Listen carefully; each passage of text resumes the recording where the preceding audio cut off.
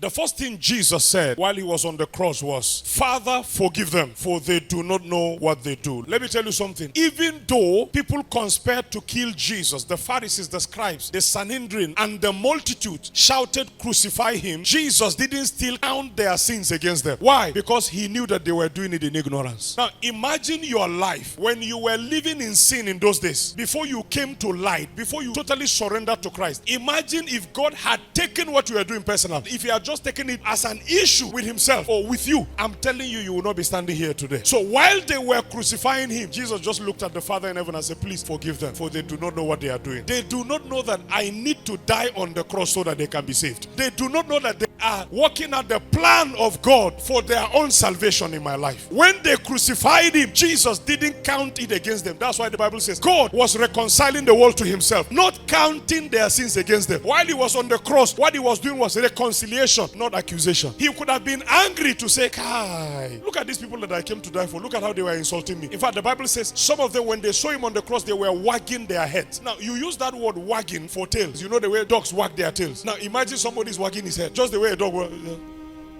Charlie. Maybe they were Indians and Chinese. Hey, Lee, can you speak Indian for us? Small. Look at you. You delivered others and you couldn't deliver yourself. Say it in Indian accent. Oh, look at you there. You delivered people from the cross, but you cannot deliver yourself. Celebrate God for Berlin.